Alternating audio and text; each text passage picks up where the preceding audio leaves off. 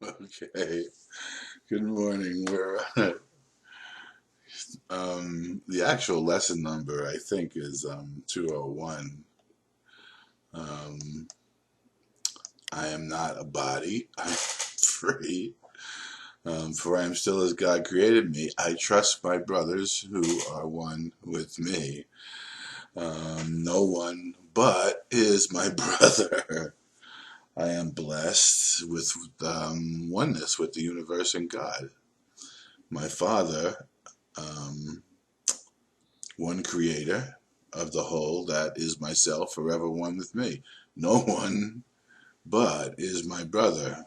I am blessed with oneness with the universe and God, my Father, one creator of the whole, that is myself, forever one with me, and the ego will never be able to understand this, which is why we need a review to tell us that everything we're looking for is actually beyond the words, and at some point in time, the experiences that we bring are way, way, way more important than any of the words that we're going to read.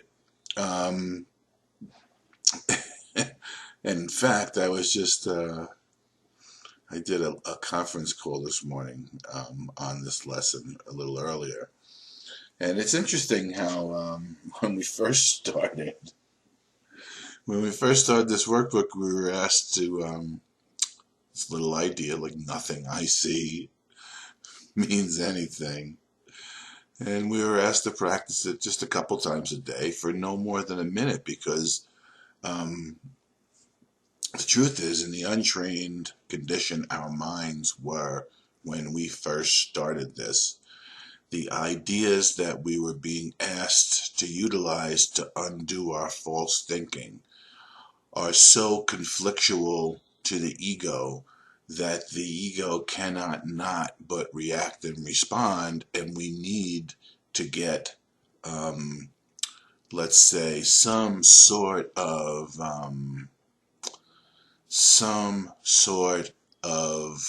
understanding as to how our mind works, so that when we get to a lesson such as this, we're being told to do this just pretty much constantly, which would of course um, in time seem like a lot of time, but the truth of the matter is, if you, as this says, when you come into the experience of the idea, you're beyond space and space and time no longer are the criteria for the fulfillment of your function. Well, the criteria for the fulfillment of your function is the ability to stay in communication with the Holy Spirit and utilize the ideas that He gives us by allowing ourselves to take our place as Savior of the world and fulfill our function within the plan.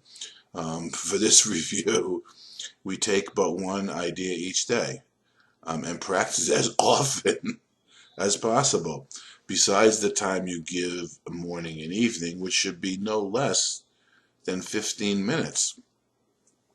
And for many of you who have actually begun to have the experiences, these times, although they still may seem like it's slightly inconvenient, when you get past the protestations of the ego in telling you why it's inconvenient to do it, and you allow your mind to sink into your heart, where you do begin to experience the fact that you're not a body, that you are free, that you are as God created me, and there is nothing in this world that can contain you, because there's nothing in this world that has any reality whatsoever.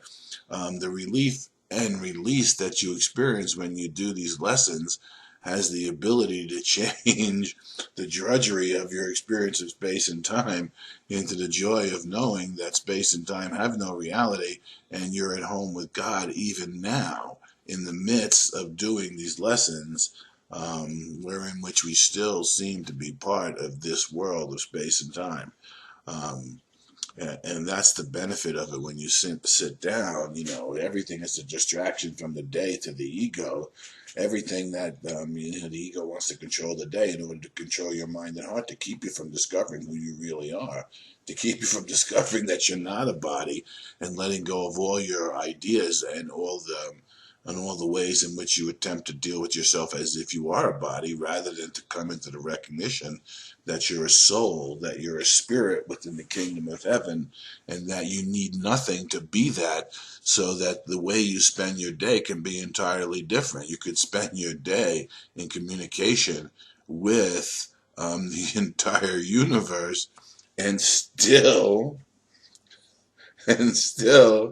be about the business that you think you need to be about in the world of space and time, because even the ability to be about that business necessitates the power of your mind, um, and the ability of the Christ to fulfill the functions that you're given.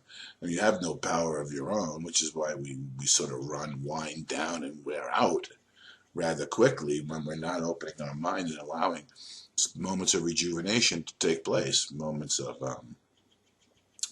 re-identification with the truth of who we are as spirit, re-identification with the truth of who we are as not a body but being free, re-identification with in the remembrance of the fact that I am still as God created me, and even though I may have forgotten for a moment, the forgetting doesn't change the reality. And because of the fact that life is eternal and infinite, no amount of forgetting in time.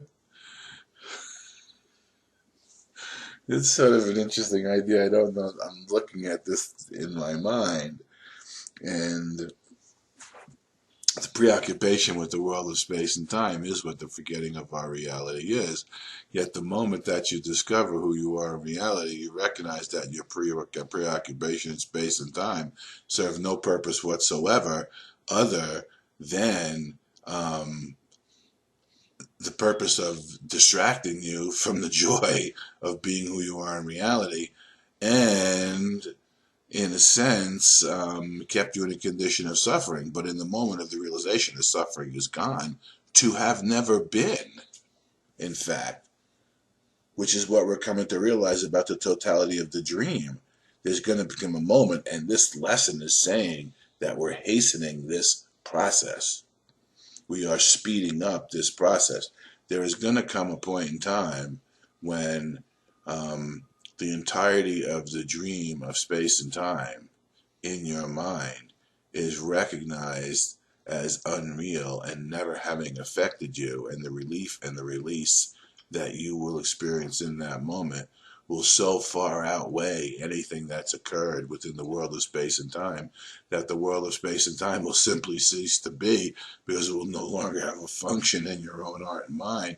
It will no longer have any value whatsoever, because you had achieved the only thing that is possible to achieve in this world, which is the freedom and the release from the idea that space and time is your reality. And the non-pursuit of that reinforces an era that can't be made true except in the experience of it as being the distraction from the reality. And when the experience of reality comes, that distraction was never. And when finally, as we do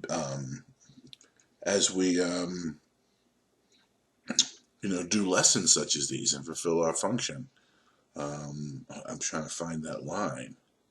Oh, each of these ideas, these are in regards to the lessons that we're going to do in the review, all of which are going to help us remember that we're not a body, that we're free, and we're still of God created us.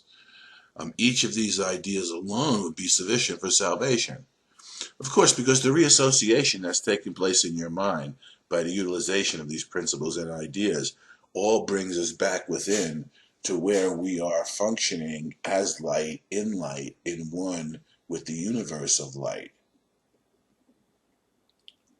It's a reassociation back to the totality of who we are, so that any idea that can lead us back to the totality is part of that totality, and therefore, as we're doing this, it's a reassociation entirely. We're reassociating ourselves entirely back into the recognition that God is all there is, love is all there is, reality is all there is, and experiences that show us what that is as opposed to what it isn't, and we become understanding, we integrate the idea that this world isn't our reality.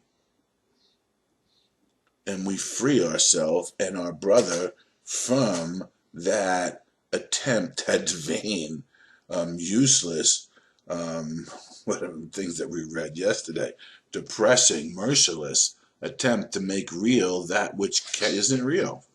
It's just sort of that simple. I'm trying to find in this lesson, though.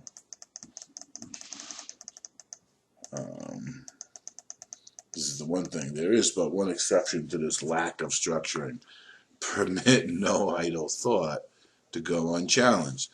So the thoughts that come up that are idle, in the sense that don't fit in and not in alignment with the thoughts that we're being given in the experiences that we're having, that are in line with the fulfillment of our function, that we're being directed to through the use of this course.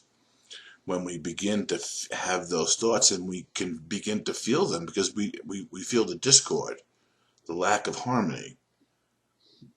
Those thoughts no longer fit in with what it is we're attempting to accomplish, so they have no value. They don't have a relationship to the goal except as a distraction, and they're not harmonious or in alignment with the truth. So we naturally begin now, because we've been desensitized from thinking the illusion is real, we naturally now begin, as Jesus says, we begin to not be able to tolerate those types of thoughts, because they don't consistently offer us the experience that we've set as the goal. And we're setting it as a goal because it actually is back to the beginning of our creation. So today we will attempt to get beyond all words and special forms of practicing for this review, for we attempt this time to reach a quickened pace along a shorter path to the serenity and peace of God. And this is what the miracle does. It shortens the time necessary in order for us to fulfill the function that brings about the dissolution of the entirety of the dream of space and time. So the lesson for today: I am not a body, I am free, I am still as God created me. I trust my brothers who are one with me. And remember, when we're talking about trusting brothers, we're not talking about the bodies that we seem to see that inhabit the world around us. We're talking about our brother who is the Christ beyond the body. And much like we're discovering, we also discover that if I'm not a body, he's not a body as well. And he's still as God created him. It is him. And that's what we trust. We're trying to trust the Christ in ourselves as we become trustworthy to the atonement. And as we learn who we are as the Christ, we recognize our brother as that as well. And that is what we are trusting. We're not trusting in the frailty of bodies that don't seem to last. We're not trusting in that which loses strength and loses its ability to perform. We're trusting in that which is eternal, whole, and perfect. And no one but is my brother. I am blessed with oneness with the universe and God, my Father, our creator of the whole, that is myself forever, one with me. So that will be today's lesson. And remember, now you're doing it all day long, from the time you wake up until the time you go to bed, and every minute in between. And you'll see, remember when we started out the lessons, how I thought it's like doing the lesson one time and 3 times a day for a minute was going to disturb your day. Now it's gotten to the point where we're recognizing that what disturbs our day is not when we are doing a lesson, it's the times when we're not in the realization of the peace of God that is brought to us by the doing and the practice of the lesson. So we're actually in a reverse temporal order than we were when we previously started this lesson. And that's what this is about: the great turnaround, the great reversal, the restoration of the sonship to the recognition of its reality, and the release of the illusion from having anything to do with who we are, what we are, and where we are.